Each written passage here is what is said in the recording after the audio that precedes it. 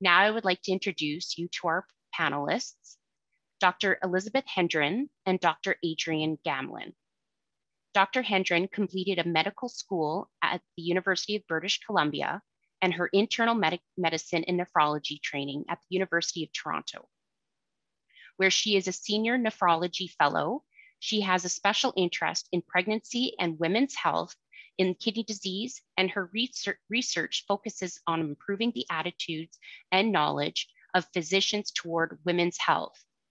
She currently sits on the CURE-GN Women's Health Working Group with a focus on improving the care of women with glomerular diseases. Dr. Gamlin is a reproductive endocrinology and infertility specialist at Aurora Reproductive Care in Saskatoon, Saskatchewan. After completing fellowship training in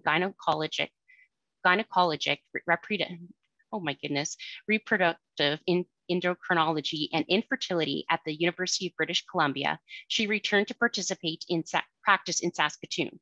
She's a founder and medical co-director of Aurora Reproductive Care, and she's an assistant professor and REI postgraduate program coordinator in the Department of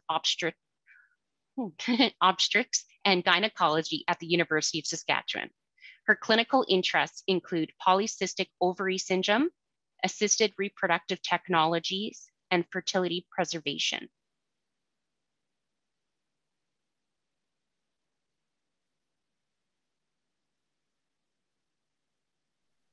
Dr. Hendren will start the presentation with her slide deck, and Dr. Gamlin will share her screen and presentation. Okay.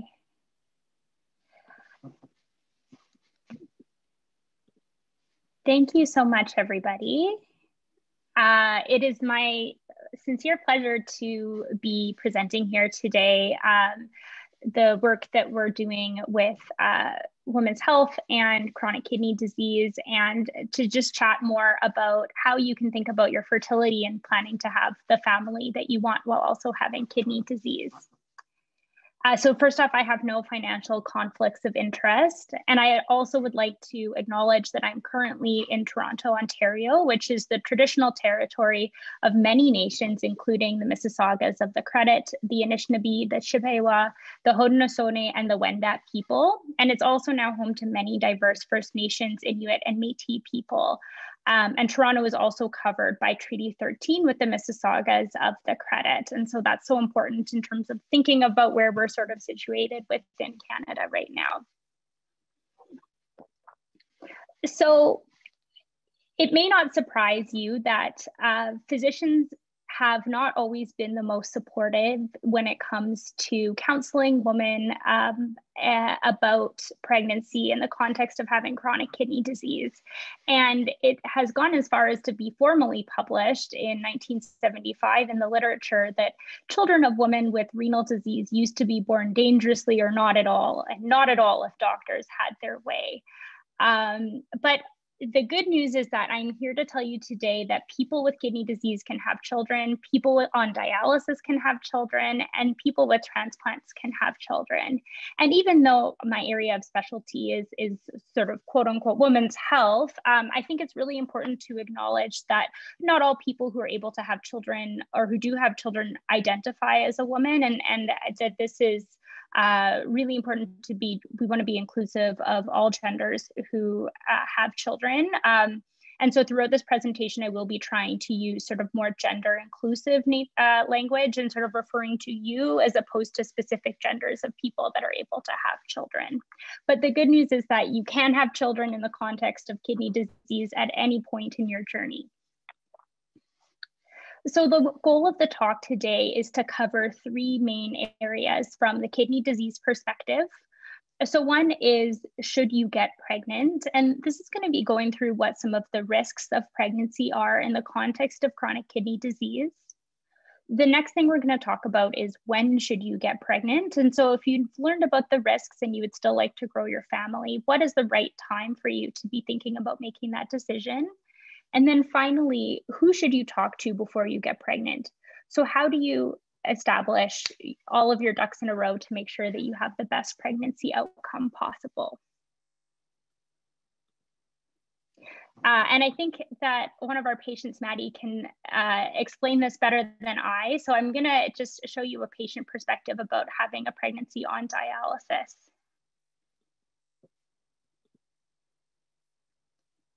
I'm just going to move it a little. Being on dialysis after a year, I was healthy enough to start trying to have kids. My doctor really instilled a lot of confidence in me in being able to have a baby. She said it's completely possible, and if it's what you want. Right at the beginning, she said, there's no reason for us to think that you can't. Like, you might think that because of all this, you wouldn't be able to, but try, and if it works, okay. And if it doesn't, well, then we have all these other options we'll investigate, but don't assume that you can't right at the beginning, which for me was like, oh, all right.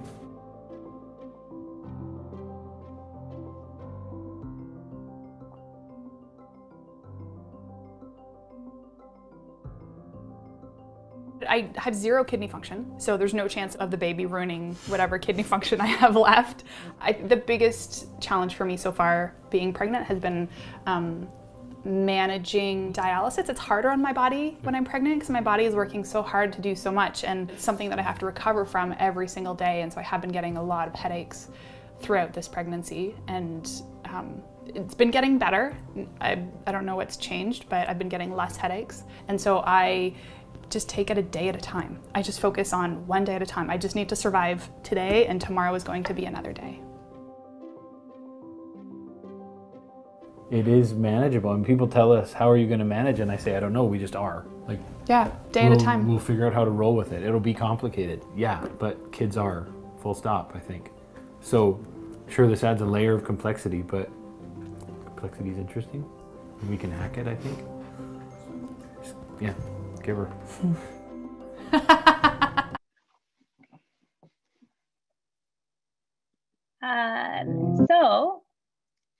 So I think as Maddie puts it, so there are complexities with having a child, and I think that dialysis really highlights sort of the most complex possible sort of version of having children in chronic kidney disease, but that it is very much possible. And I think as long as you are aware of what those complexities are, you know, and you can work with your doctors to really optimize your outcomes. And so we're going to talk a little bit about what are some of the concerns that you might need to think about when planning for deciding if pregnancy is the right decision for you.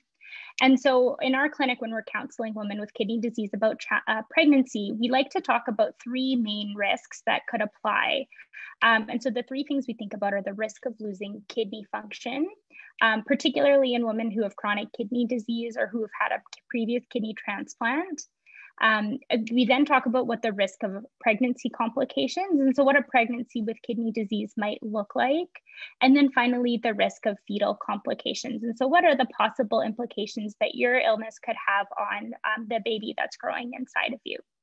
And it's important to know that although we're going to talk about these risks today, that these risks are generally modifiable, and in a well-timed and closely monitored pregnancy, that these risks can be minimized to the lowest level possible for the individual person.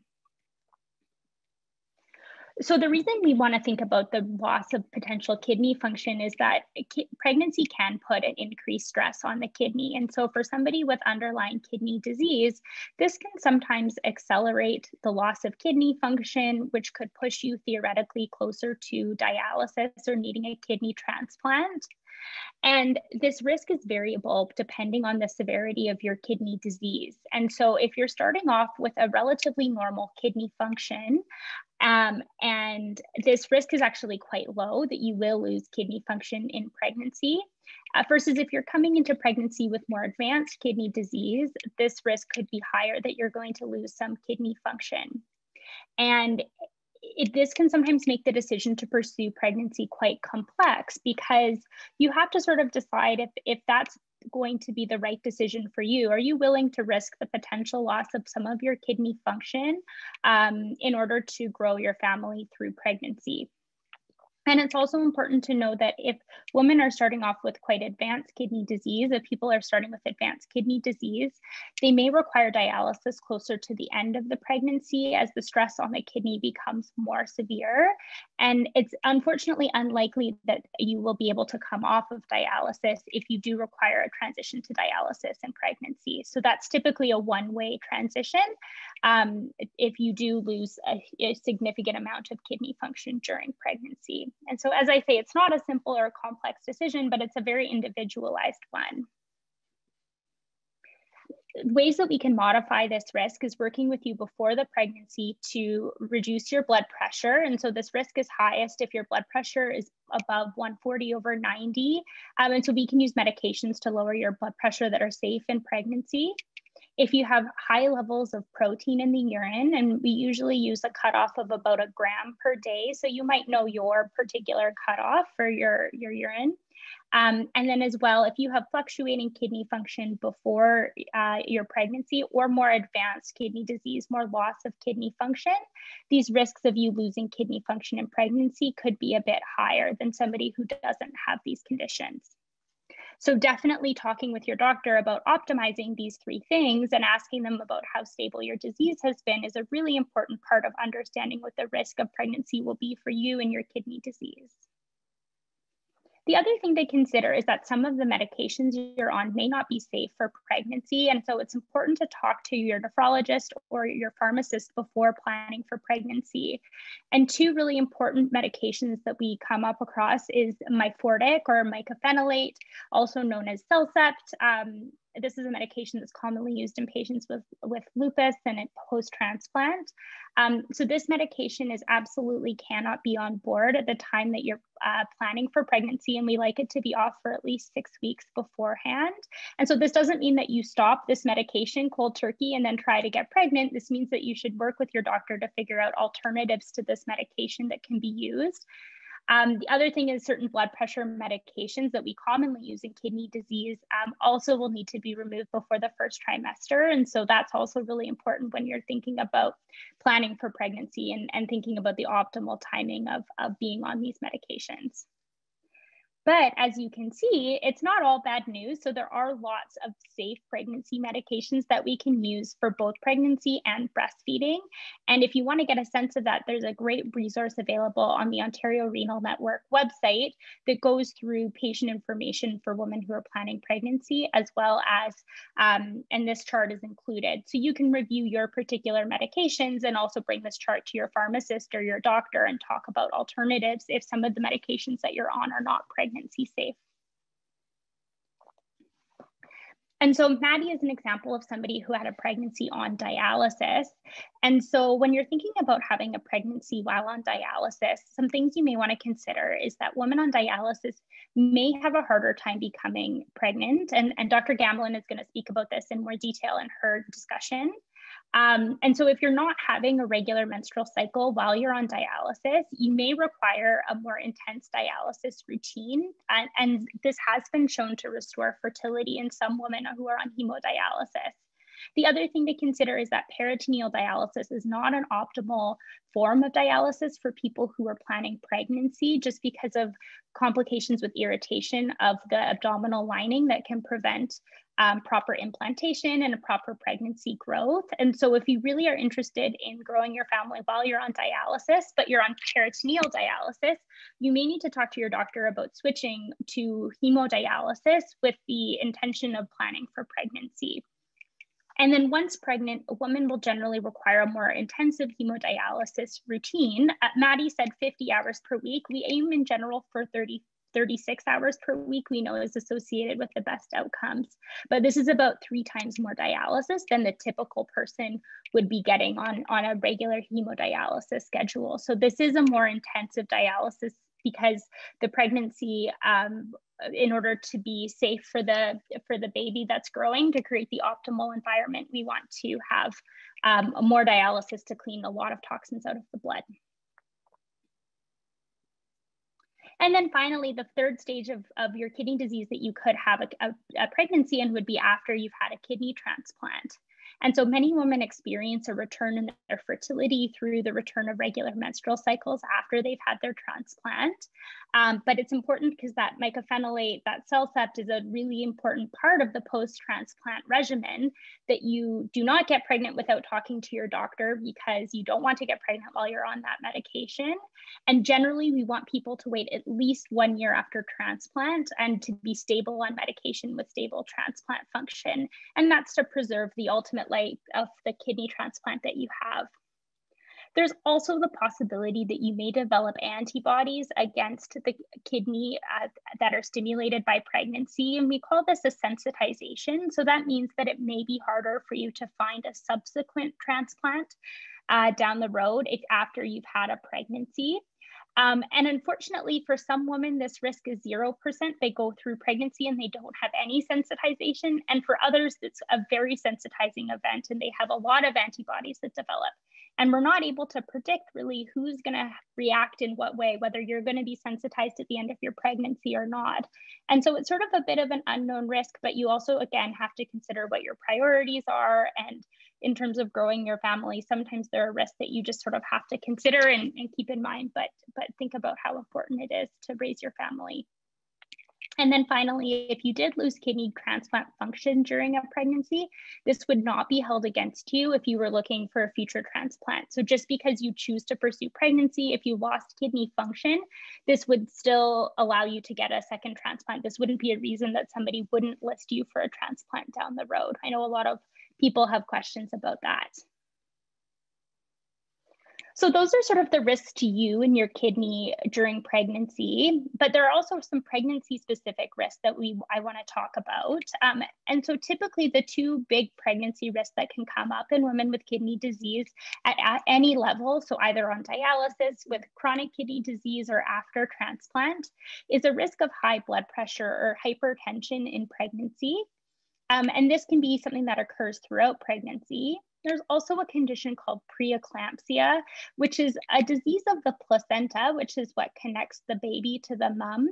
And the placenta is, it doesn't form always in the most correct way in patients who have chronic diseases, like in chronic kidney disease. And so in the third trimester, as women are having more demands on the placenta, sometimes it's not very happy and it secretes hormones that increase the blood pressure and cause other harmful effects to the body. And so that can cause headaches and have complications with kidney function. So all this to say that it is a risk in women with kidney disease, as it is with many chronic diseases, and that you should be monitored in a specialized setting with a high-risk obstetrician.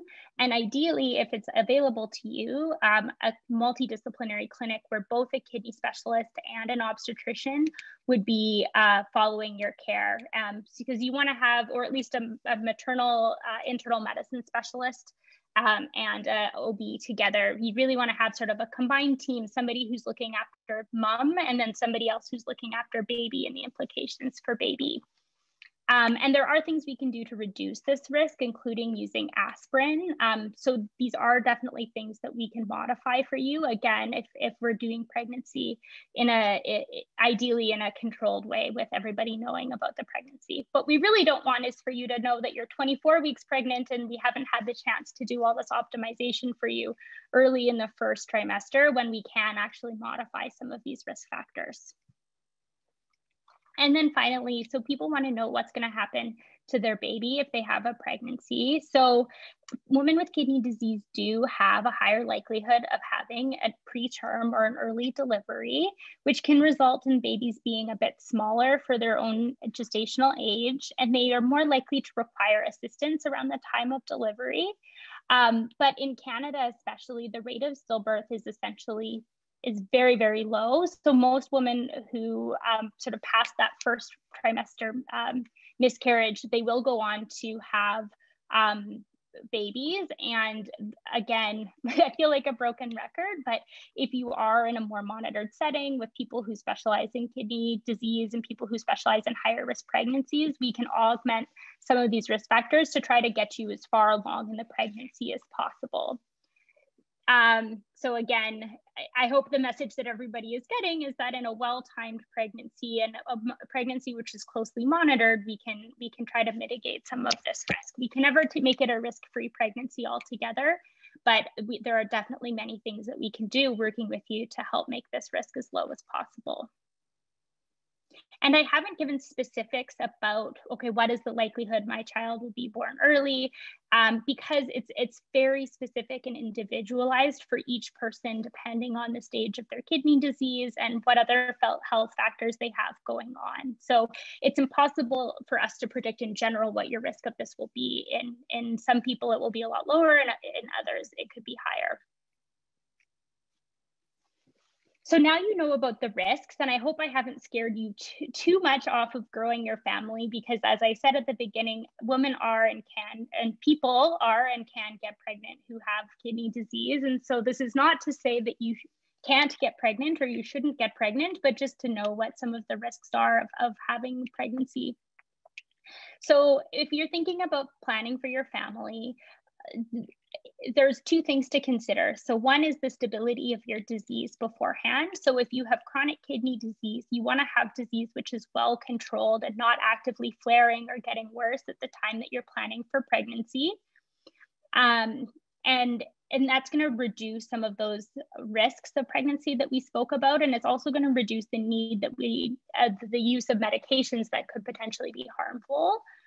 If you are a dialysis patient, you generally want to be stabilized on hemodialysis before you start planning for pregnancy. And if your plan is to have it after transplant, keep in mind that we recommend you wait at least 1 year after your kidney transplant. And some of the best outcomes have been shown in people who've waited 3 years after their kidney transplant. So not everybody will have the luxury of time of being able to wait for 3 full years, but the information that we have does show that you must wait at least 1 year after your kidney transplant is sort of the minimum recommended time. So it's not like you can get a transplant and then get pregnant the next week. There is still a little bit of time for your body to recover and for your kidney function to stabilize after a kidney transplant. The last thing you might want to consider when planning out your family plans is that some kidney diseases may involve a progressive loss of kidney function over time. And so this would be something like if you had reflux nephropathy or polycystic kidney disease. So these are conditions where the kidney function isn't going to improve over time. These are progressive diseases. So in these conditions, you might want to consider having your children earlier, say in your late 20s or early 30s, as opposed to waiting until your late 30s to have your family, because you're going to have more remaining kidney function at that time. And so it's going to be generally a lower risk pregnancy when you have better kidney function.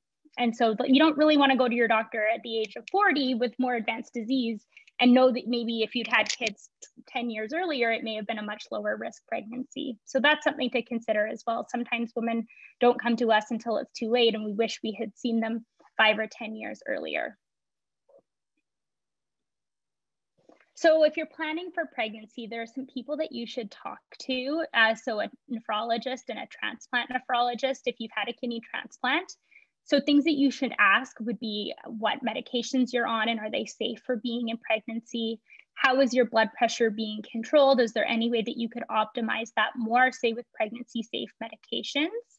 How is the protein control in your urine? And what is your kidney function? Is it stable? Is it not stable? Is it normal? Is it mild or moderate or severely impaired?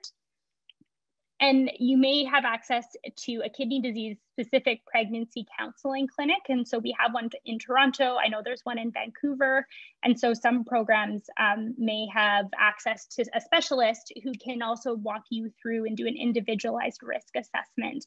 And this may be helpful if you have more advanced or complex disease. You also want to make sure you're chatting with your other specialists. So if you have a heart doctor or a lung doctor or a diabetes doctor or a lupus doctor, you're going to want to chat with them as well and see if there's anything that those conditions can increase your risk, because there may be other things going on. And then finally, and Dr. Gamlin is going to tell us a lot more information about fertility. And so if you may require a complex assessment from a fertility specialist especially if you've had a trouble conceiving or if you're having irregular menstrual cycles, this can be a really helpful part of the discussion.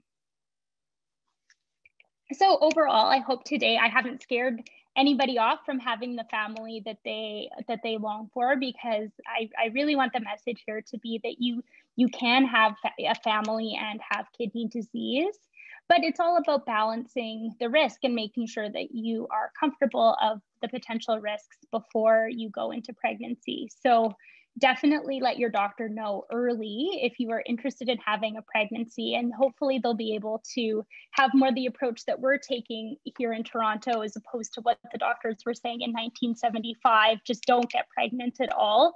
More so, let's talk about your specific risk of pregnancy and what we can do to reduce that risk. Not all doctors are going to be super comfortable talking about this. And so great examples of things that you can advocate for yourself to talk about is that list of questions. So you can bring a list of questions to your doctor so that even if they're not super comfortable talking about it, you can ask them, how is my disease controlled? Are my medications pregnancy safe? When is the best time for me to think about pregnancy? And if they're not comfortable talking about it, ask them if there's somebody in your city that they can refer you to that might be more comfortable talking about it and giving you perspective on what your individualized risk is.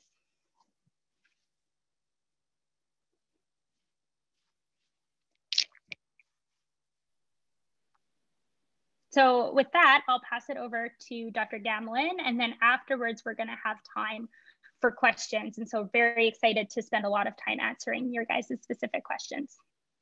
Thank you so much, Dr. Hendren.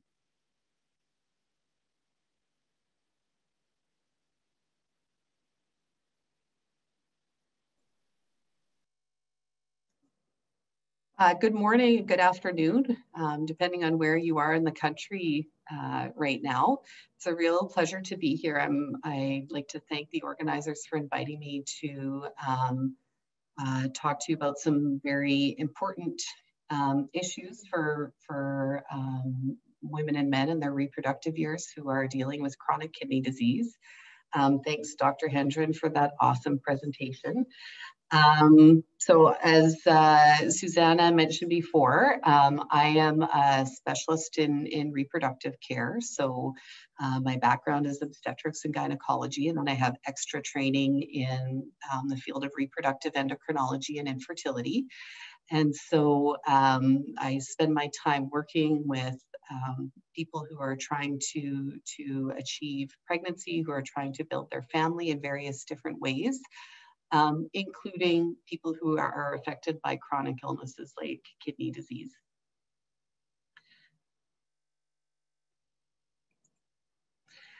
So I would like to acknowledge that I am speaking from Treaty 6 territory, the traditional territory of the Cree peoples and the traditional homeland of the Métis.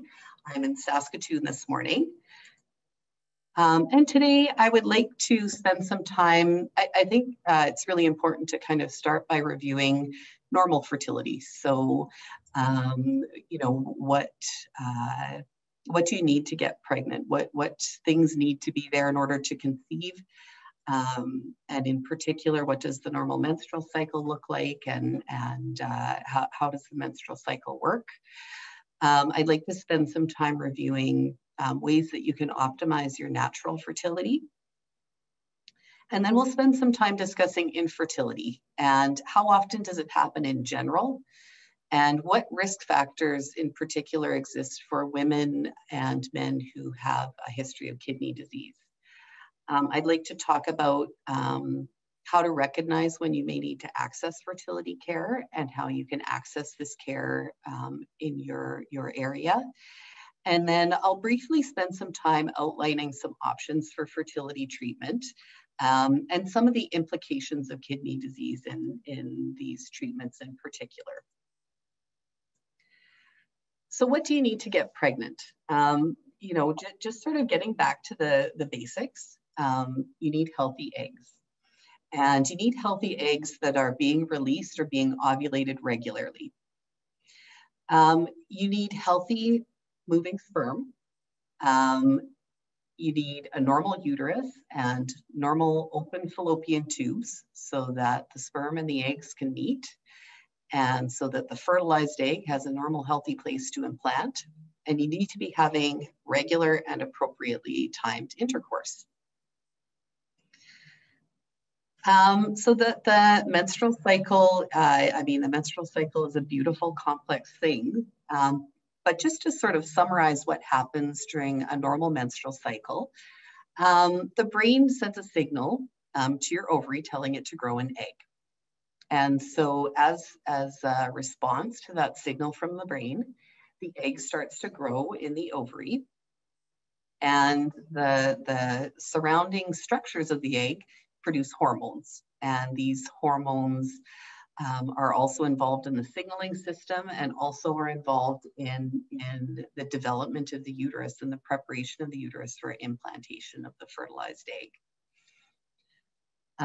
When the egg reaches a mature size, the brain sends a signal telling the egg to release or to ovulate.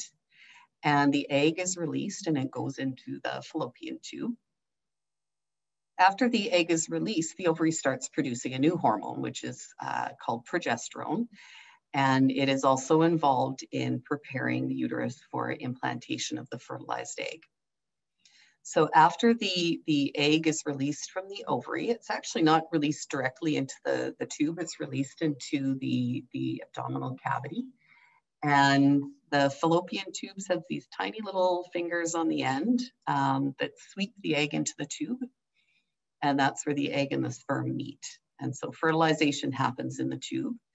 And the fertilized egg travels slowly into the uterus and waits there for a while and develops. And then usually by about the 6th or 7th day after the egg is released, if it is a healthy, normal egg and a healthy, normal sperm, and can find the right place to implant in the uterus, implantation will occur where the fertilized egg sticks to the wall of the uterus. So once the fertilized egg sticks to the uterus, it starts producing some hormones that tell your body, okay, I'm here, I want to stay here. Don't let the period start because I want to keep growing. And so it tells your ovary to keep producing the hormones that will sustain the pregnancy. But if pregnancy doesn't happen, implantation doesn't happen, those hormones are not produced, then the ovary shuts down again because there are no hormones there holding the lining of the uterus. A period will start and the whole cycle starts over again. So I think it's important to know, particularly in the context of dealing with kidney disease, particularly more advanced kidney disease, is what does the normal menstrual cycle looks like? How do I know if these things are happening in my body? The normal duration of a menstrual cycle is pretty variable. We would consider a normal duration to be anywhere between 21 and 35 days from the start of one period to the start of your next period. The beginning part of the cycle, where the egg is developing and undergoing all the changes and hormonal changes that need to happen before the egg ovulates or is released, that part can take anywhere from 7 to 21 days.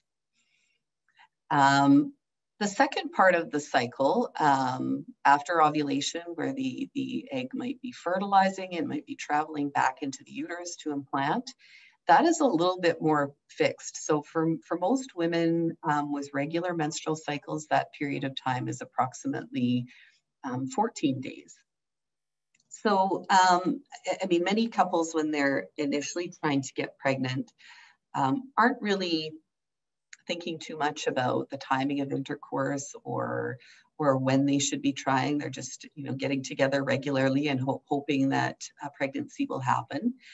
But I think it's important to sort of consider when the timing is right and whether you are having normal menstrual cycles when you're initially trying to conceive, particularly if you think your cycles might be a bit more irregular, or if you have more advanced kidney disease and are on dialysis. And there's lots of different ways that you can monitor your body for signs of ovulation. And so I think probably one of the easiest and quickest things to start with is what we call the calendar method. So it's really helpful to keep track of your periods. So when are they starting? How long does it take from the start of one period to the start of the next period? So we call that cycle duration. And to sort of get a sense of, okay, are my periods as regular as I think they are? You know, how often are they happening? Are they happening pretty predictably, or are they maybe more irregular than I thought that they were? There are a lot of apps that are available that will monitor the cycle. Will also identify the fertile window of the month based on what I've already said about the normal time that it takes for the egg to grow and for a period to start. Some women will also do symptom monitoring during this time to help them to understand the changes that are happening in their body around the time of ovulation. So, you know, if you're tracking your cycles through an app and you have an idea of, okay, this is when my app is telling me that I should be ovulating, you can start to look for some of the other signs that this might be happening. And so some of the easier things to keep an eye on and to notice are things like you might get a little bit of pelvic cramping around the time of ovulation. And you might even be sort of localized to one side or the other. Some women will notice some changes in their discharge. And so as the hormone levels are changing, you may notice some changes in the discharge that have sort of a stretchy egg white appearance. And some women do sort of more advanced ovulation monitoring, where they'll feel for the position of the cervix and whether or not the cervix is open. And there are many great books and websites that can help with symptom monitoring for ovulation. The other way to potentially monitor for ovulation is with what we call ovulation predictor kits. And these are available at mostly grocery stores and pharmacies. You can get them online as well. And ovulation predictor kits are test kits that monitor for the levels of the hormone that tells your ovary to release the eggs. So it's urine testing. And so, I mean, there's only certain situations in chronic kidney disease where this is appropriate. If you're not making much urine because you're on dialysis, this is not very helpful. But if you have pretty regular cycles and you know, relatively good kidney function without dialysis, then you can pee on the stick, and the kits will tell you when the hormones are in a range where ovulation is likely. Some women will also do something called basal body temperature monitoring, where you take your temperature every morning, and after ovulation, the body temperature will usually shift upwards by, you know, a pretty subtle amount. But if you're monitoring regularly, you will notice these changes, and that doesn't really help you to time intercourse, because the temperatures don't rise until after the egg is released. But it will, you know, potentially after monitoring this for 2, 3, 4 months, give you a better idea as to whether you're ovulating or not. So, I mean, certainly as far as monitoring your cycle, you don't have to do any of these things. You certainly don't need to do all of these things. But if you're starting to think about getting pregnant, or if you've decided you are ready to try and get pregnant, these are different ways that you can monitor the menstrual cycle and get an idea of whether the cycles are regular and whether you are actually growing and releasing an egg. As far as the optimal timing for intercourse when you're trying to conceive, I mean, it needs to be around the time of ovulation. You know, you don't necessarily need to get too scientific about it, particularly initially when you're starting to try to conceive. But, you know, as a fertility specialist, you know, we would say the optimal timing to start trying to conceive is around 3 or 4 days before ovulation is expected. sperm is very robust. It lasts for a long time in the female reproductive tract. And so, you know, even 3-4 days later, after intercourse, there will be some sperm there. So that's sort of, it's nice to get started a little bit early. And you can decide, you know, when to start based either on your previous cycles or ovulation kits if you're using them, or whether you're having any symptoms of ovulation. And really, during that time, you need to have intercourse about every 2 to 3 days, because like I said, the sperm lasts for a fairly long time. And so you don't need to be together every day or more than once a day unless you want to.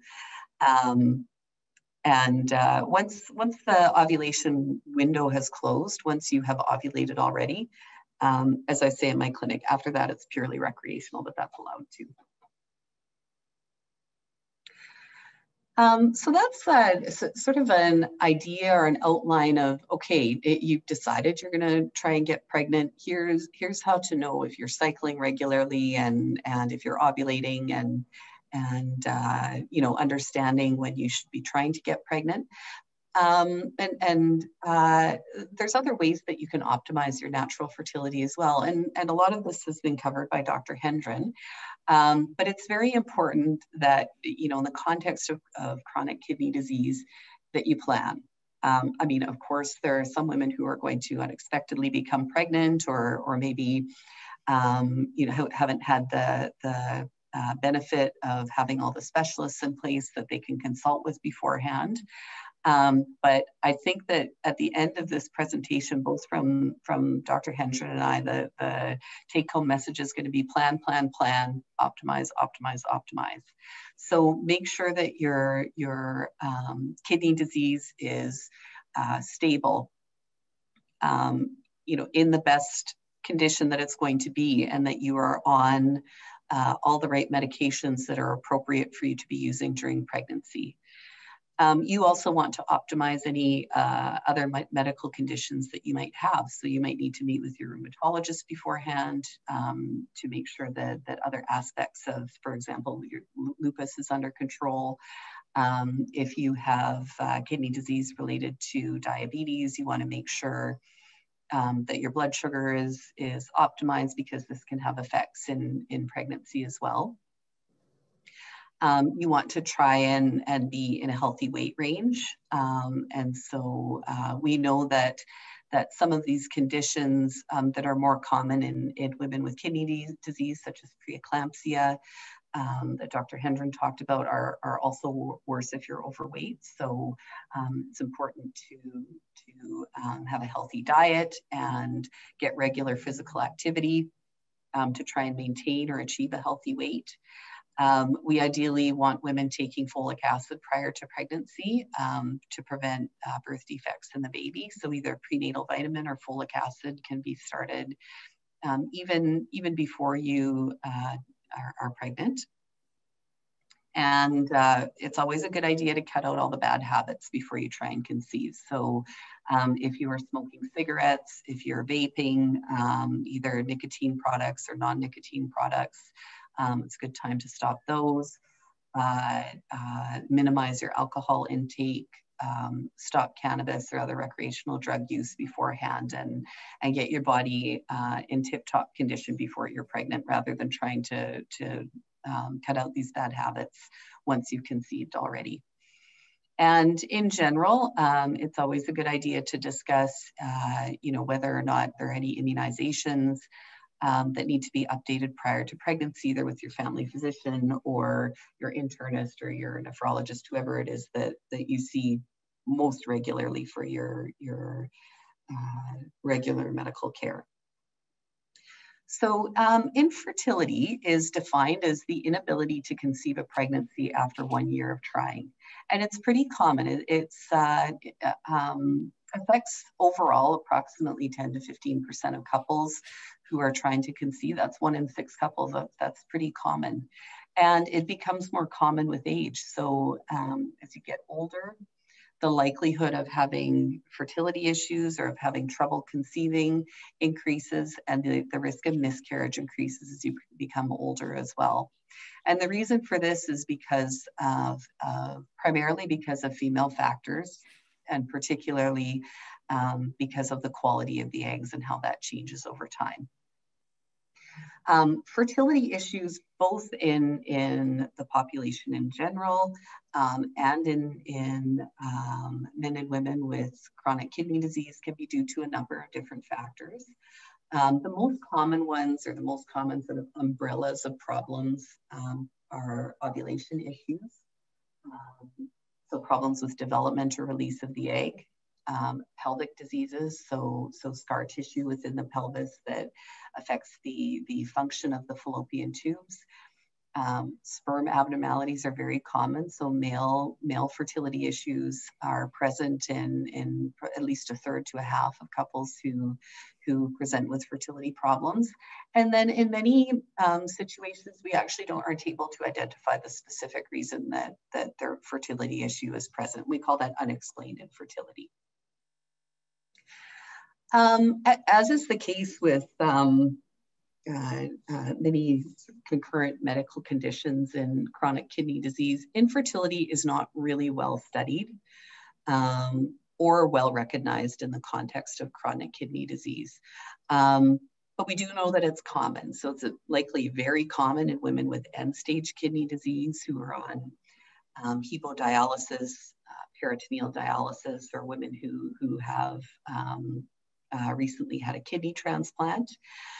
And it probably is occurring or present more commonly in early stage kidney disease as well. But it's really, it hasn't really been infertility itself well studied or well recognized in this context, but certainly, particularly in later stage diseases is much more common.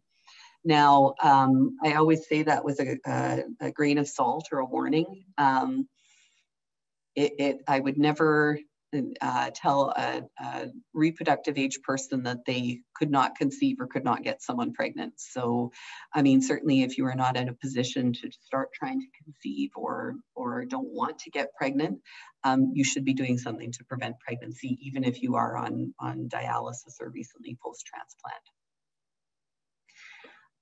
There are a lot of different reasons that fertility problems might be more common with chronic kidney disease. A big part of it is likely due to the way that the brain signals the ovary, telling it to grow eggs, or in the way that the brain signals the testicle, telling it to make sperm and produce hormones. In many chronic medical conditions, the menstrual cycles are abnormal because of the way that the chronic stress on your body can affect the very delicate signaling system between the brain and the reproductive organs. And so this often will end up in abnormalities of the menstrual cycle, so prolonged or absent menstrual cycles. It can affect the way that the hormones are produced and cause the uterine lining to grow. And with the hormone changes, but also, and I think there's another session on sexual function in chronic kidney disease. The hormones can affect libido and sexual function, and then the chronic illness can as well. So if intercourse is not happening as regularly, then babies aren't made.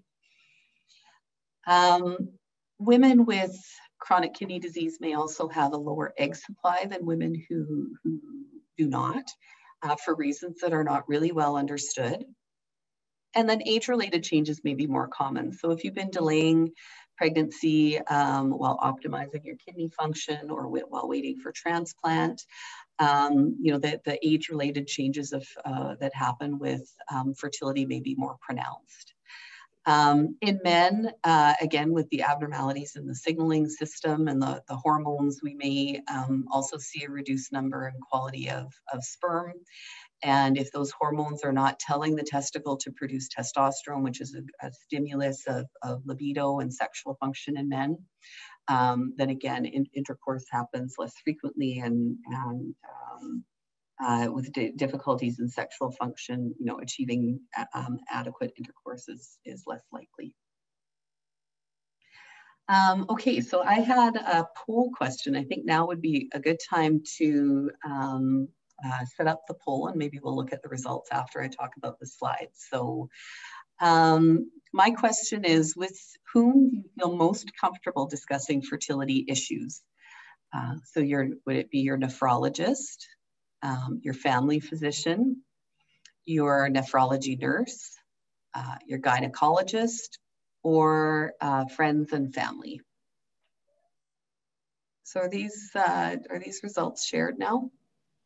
Yes, these are the results. Okay, perfect.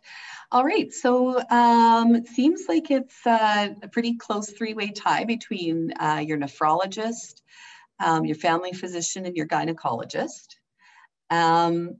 So when do you need to think about accessing fertility care? So I think good general advice is it sort of depends on your age. So if you are under 35 and you've been trying to conceive for a year and have not achieved a pregnancy yet, it would be a good time to consider referral and access to care. But as you get older, even though as you get older it takes a bit longer to get pregnant, you definitely don't want to delay meeting with someone to discuss fertility assessments and fertility options. And so if you're 35 to 39, consider accessing care earlier, so sometime between 6 and 12 months of trying. And if you're over 40, I would usually recommend don't delay at all. So if you're not pregnant very quickly after you start trying, then consider getting care sooner. Now, this is the general rule. If you're not getting your period, if your menstrual cycles are very long, so if they're happening more than every 35 days, or if you're not getting your period at all, don't delay. Ask about seeing someone right away. It's probably a good idea if you have ever been treated with any kinds of medications that can damage the ovaries, such as cyclophosphamide, or if you know you're about to be treated with cyclophosphamide, to think about talking to someone sooner rather than later. Or if you have ever been told, either as a man or a woman, if you've ever been told that you may have fertility issues, then consider seeing a specialist earlier on. And you can discuss this referral with anyone.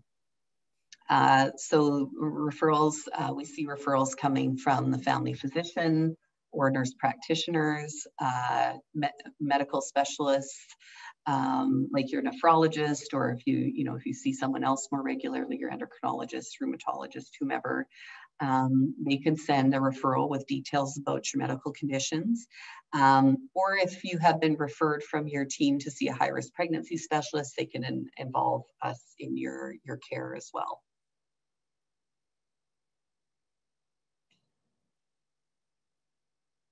So what happens when you meet with someone like me? We start off with a consultation. Right now, because of the pandemic, much of our initial consultation is done virtually. So we do a lot of consultations by phone or by video conferencing. And so our job is to counsel and evaluate the fertility concerns. And we will do this both in people who are trying to get pregnant, but we'll also talk to you about it even before you try and conceive. And given that many people with kidney disease are planning their pregnancies and maybe have some time to need a little bit of time to optimize their kidney disease, that's also a good time to talk to a specialist as well.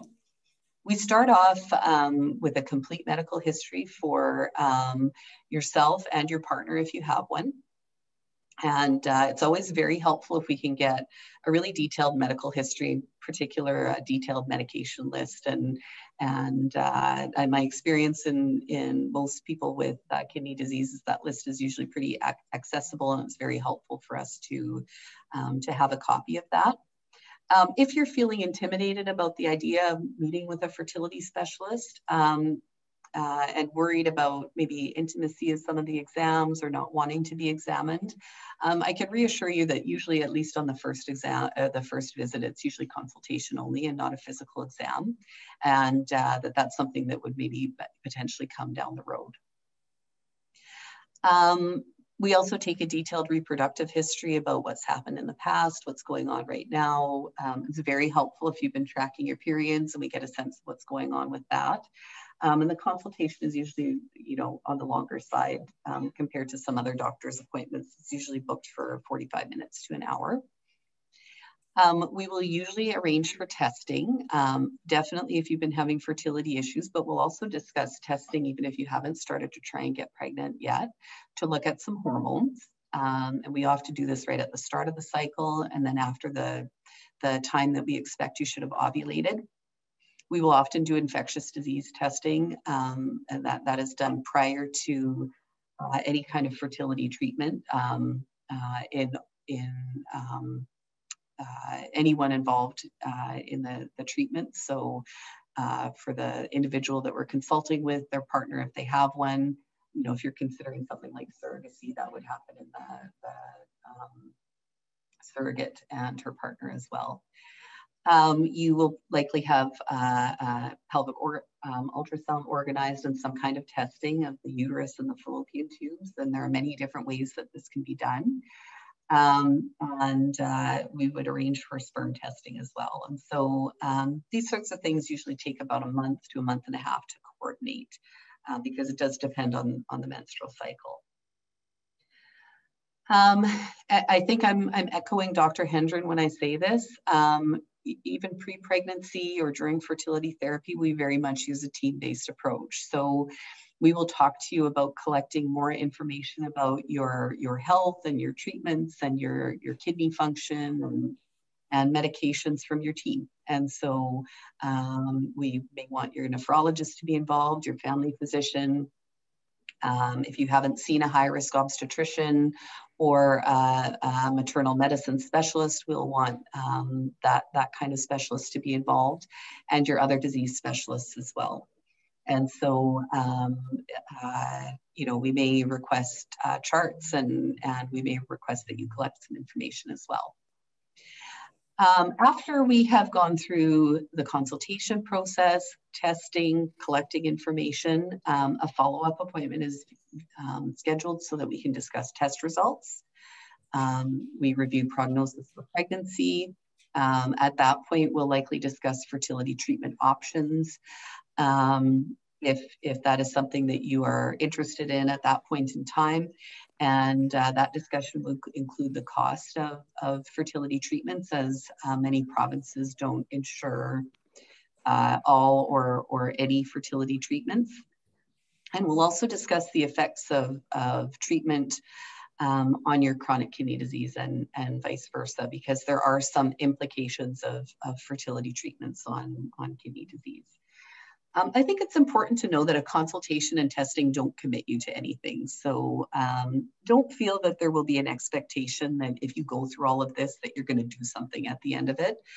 A lot of times this is just collecting information for planning when you're ready to get pregnant, collecting information to understand what your chances are of getting pregnant or what barriers you might face. But, ultimately, it all starts off with sort of figuring out where things are at right now. Broadly, it's sort of hard to say, okay, here's the treatments that you'll be offered, because it depends on what the fertility problem is and how old you are and what your preferences are and what the risks of treatment are to you in general and to the kidney function in particular. We may talk to you about simple treatments to induce ovulation, like oral medication. Often, particularly if there's issues with the brain signaling system, you may require injectable medications to induce ovulation. We may discuss procedures to put the sperm inside of the uterus at the fertile time of the month. And this may be partner sperm or it may be donor sperm, depending on your particular situation.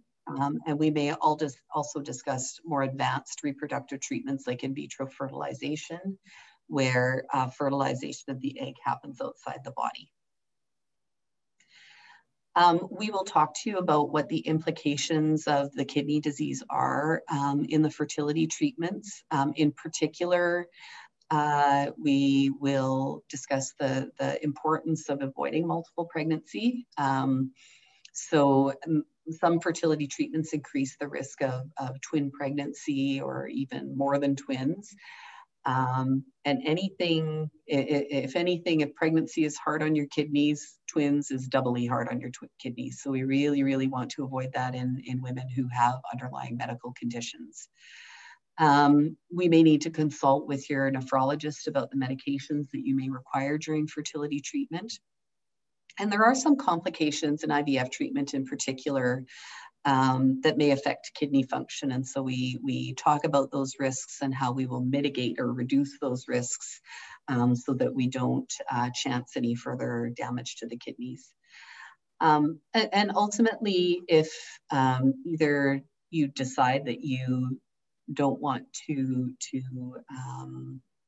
take the risk of a pregnancy with advanced kidney disease or even more mild kidney disease, if you are advised against pregnancy, surrogacy, gestational surrogacy, or having someone else carry a pregnancy for you is an option in Canada. I'm not going to get into it in too much detail here because it's pretty complex, but I think the bottom line is it's important to know that that is something that will potentially be discussed and be an option. So I've just included some of the references that I used here. I think that the take-home message again, and you heard this from Dr. Hendren as well, is to plan. So, make sure that you're meeting with all of the right people. That takes a village to care for women who have chronic kidney disease and pregnancy. And so make sure that you have all your team lined up, and that may include a fertility specialist as well, so that we can really maximize the chance of the outcome that you're looking for. All right, so I'm going to stop sharing my slides here and pass it back to Susanna. Thank you so much, both of you, Dr. Gamlin and Dr. Hendren. We very much appreciate it. I think we're going to, because we have quite a few questions, and we have another session starts at 12:30. So if we can start the Q&A, that would be wonderful. And I think Sadia is going to join me, and we're going to take turns answering questions.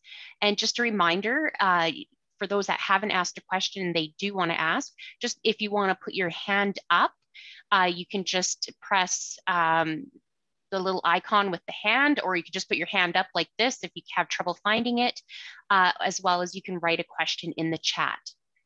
And so, Sadia, do you want to read the first question? Yeah. So one of the first questions is, how does the risk increase for transplant patients who would be considered a geriatric pregnancy, so 35 and plus? So Dr.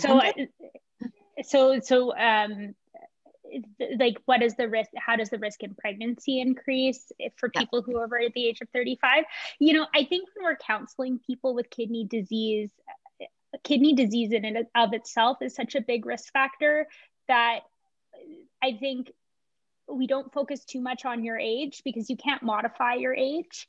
So, I think you really like, you want to be planning your pregnancies as early as possible when you're ready to build your family and when you're at a good point in your disease course. And so don't worry too much if that means that you're over 35, like when your disease is controlled and that's the best time, like, you can't change your age at that time. But if you start thinking about pregnancy when you're maybe 25 or 28, then that's why we want to encourage people to think about it early. So we don't particularly counsel people over the age of 35 in our clinic that you're going to be at a significantly higher risk because you are a quote unquote geriatric pregnancy, because I think probably that the kidney disease itself overrides that risk factor. That's maybe more for the general population that we think about that age adding in. It probably does make a difference, but it's not something you can change.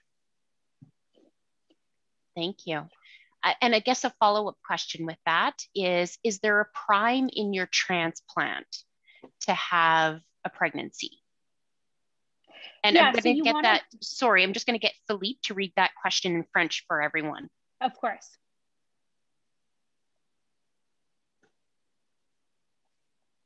Oui, il y a une question en français. I will tell it in French and after in English. So Eve is on dialysis and she's wondering if there is a fertility specialist in Montreal. Eve est en dialyse, elle se demande s'il y a un spécialiste en fertilité à Montréal.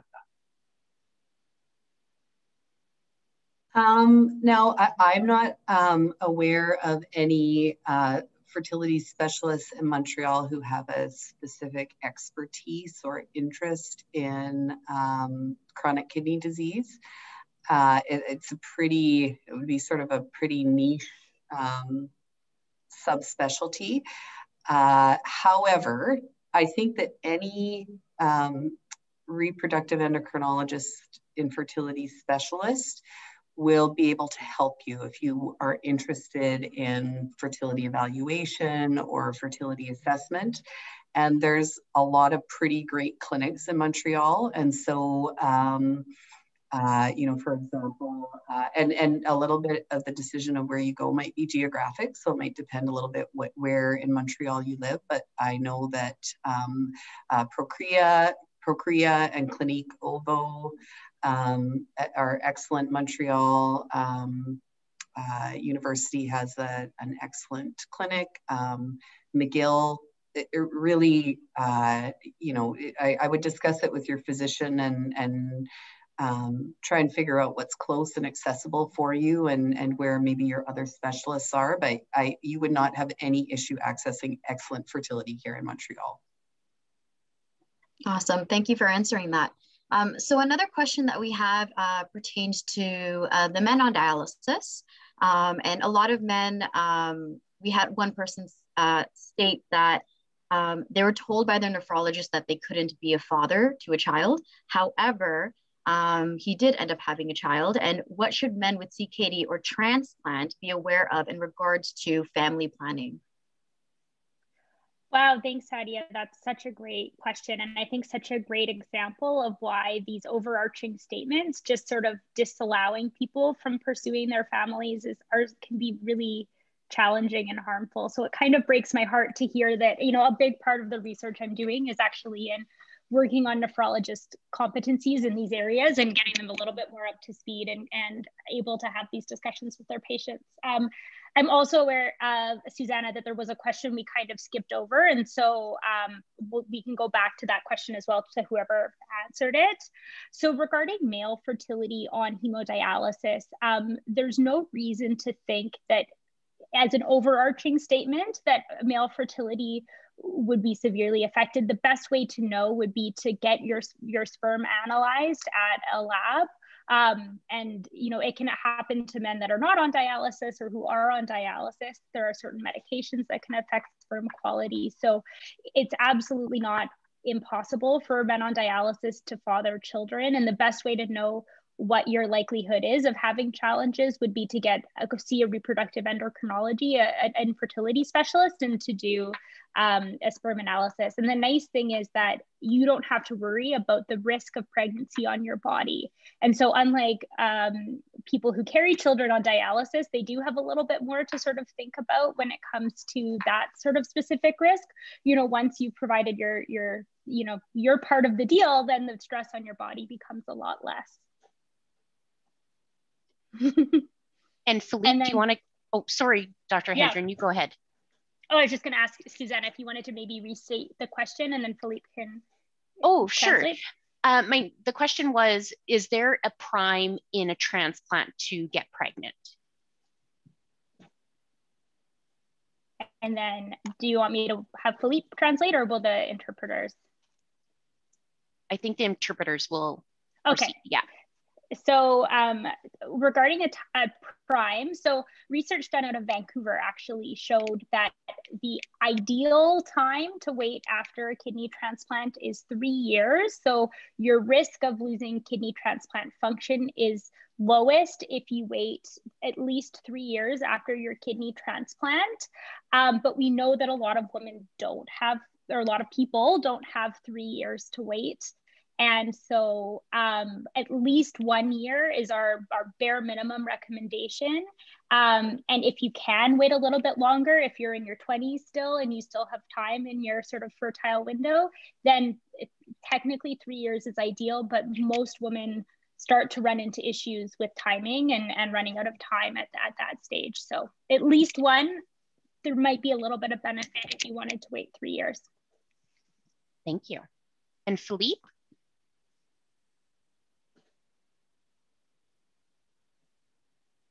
Do you have another question in French for us? No, there is no question in French. Okay, No. all right, I'll go on to the next question then. So are there support for infertility and surrogacy? What are the options and where should we go to find out more?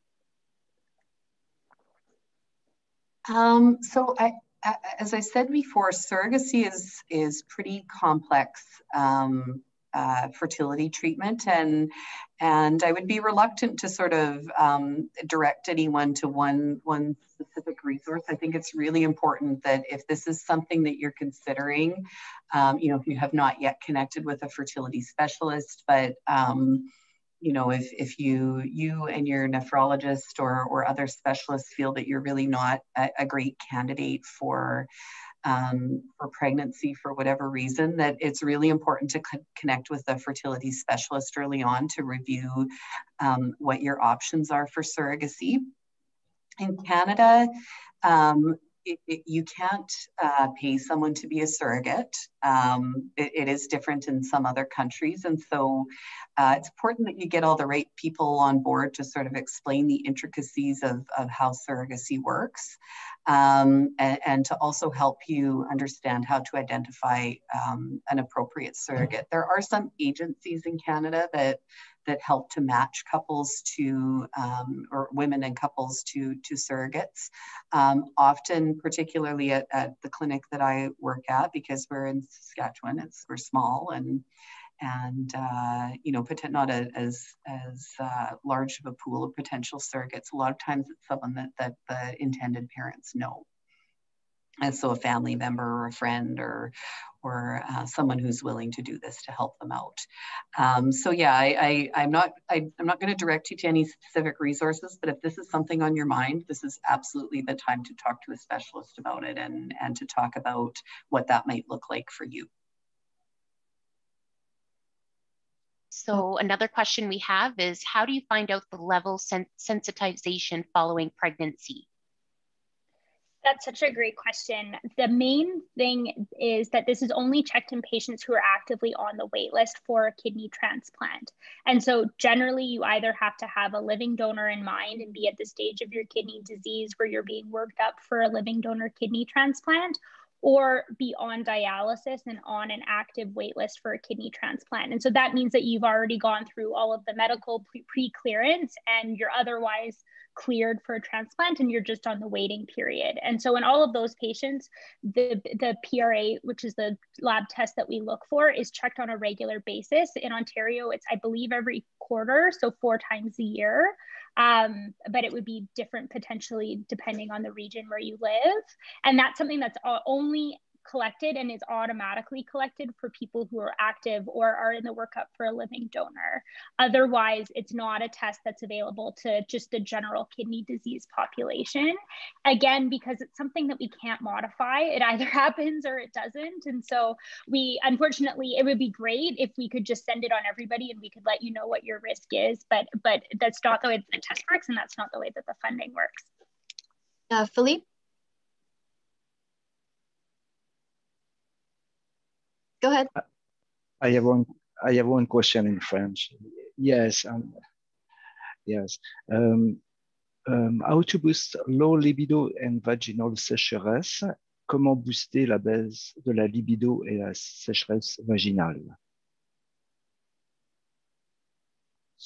So, how to boost low libido and vaginal sécheresse? So low libido is, I mean, it is such a very, very complex problem that has so many different factors that contribute. There is absolutely no easy answer to that problem. It is probably beneficial to meet with either your family physician, your gynecologist, or your reproductive specialist to potentially do some hormonal testing and to really delve into some of the reasons that that libido is low. There are treatments that can be used to help with vaginal dryness, particularly if the main reason for that is low ovarian hormone production. So, you know, for women who are not cycling regularly or who are cycling infrequently, you tend to not produce a lot of estrogen, and estrogen is really, really important for the health of vaginal tissues and for normal, you know, vaginal production of vaginal secretions. So there are safe topical hormonal treatments that can be used to help with this that are very helpful and you know, sexual health saving for many women. And so again, that's something that you can talk to your family physician or get referred to a general gynecologist or a fertility specialist to talk about. But I guess the short answer is libido, that's tough and needs more evaluation. The vaginal dryness is a little bit easier to manage, but of course, if those tissues are you know, feeling better, then that helps with libido as well. So absolutely things that would be safe in the context of kidney disease that can be used to help with that. Thank you.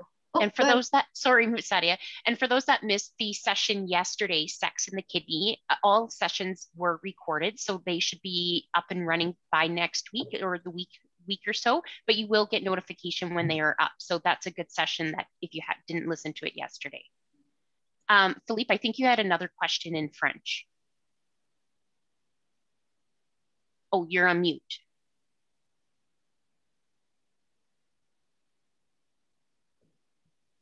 I think you're on mute. I'm here. Okay. Je prends quand des sartans empêchent-ils de concevoir ou faut-il changer de médicament pour faciliter la grossesse? I am taking candesartan. Does it prevent me from conceiving or do I need to change my medication to facilitate pregnancy? So candesartan is a really tricky one, and even amongst kidney specialists, sometimes we don't quite get it right. So it's a very patient-specific medication that you really need to have a discussion with somebody who's very comfortable with this medication. So you can conceive and be on candesartan at the time that you get pregnant, but it needs to be off by at least 8 weeks of pregnancy. So unlike some of the medications like MMF, where it's like, absolutely do not be on it, has to be off, you can get pregnant while you're on candesartan. And indeed, for some types of kidney disease, like diabetic kidney disease, it's important that you don't stop your candesartan too early, especially if you may not get pregnant right away, because you're losing a lot of time that you could be on an otherwise protective medication. The reason it gets complex is that some people have kidney disease that looks relatively well controlled when they're on candesartan, and then when they come off of it, their kidney disease flares. And so we need to know that for certain people, we will actually stop the candesartan sooner because we need to know if there's other medications we can put on board to control your kidney disease. So I would say it's very complex and definitely something you should talk to about, even with like a fertility focused nephrologist or somebody who's very comfortable managing it, because there are some people we want to keep on it up until the time that they get pregnant. And there are some people where we may want to stop it a little bit earlier and see if there's other things we can do. It really depends on the type of the kidney disease you have and how much protein you have. If you happen to get pregnant while you're on it, call your kidney doctor right away and stop it the moment that you do find out that you're pregnant if you do otherwise conceive while you're on it. Thank you so much for that. So our next question, it might actually be our last question, is can male fertility be reversed after transplant, or do you know which medications can affect male fertility? Maybe Adrian can take, Dr. Gamlin can take a stab at that one. So I would say in general with male fertility issues, like if there is, if the chronic kidney disease, if you're on dialysis and there has been a drop in sperm counts, a drop in hormone production, those types of things are generally reversible. So we would often see, with improvement in the underlying health. So for example, if you have transplant, have normal kidney function, that like often we would see sperm counts bounce back pretty impressively, presuming that there were no underlying sperm issues to start with. And so it takes about 90 to 100 days for like a batch of sperm to grow. And so, I wouldn't expect an immediate change in sperm counts. I would usually say post-transplant, you need recovery from surgery and medication adjustments. You probably want to wait at least 3 to 6 months before checking it again. But I would say, yes, it is certainly possible, if not likely, that sperm will improve post-transplant. And as with women, the main drug that really is hard on sperm is cyclophosphamide. Although, I'm like as far from a kidney specialist as you can imagine, but I don't think cyclophosphamide is really used that widely in kidney disease anymore. So unless you've been on cyclophosphamide for a prolonged period of time, I can't really think of any medications that would have really a dramatic effect on long-term sperm health.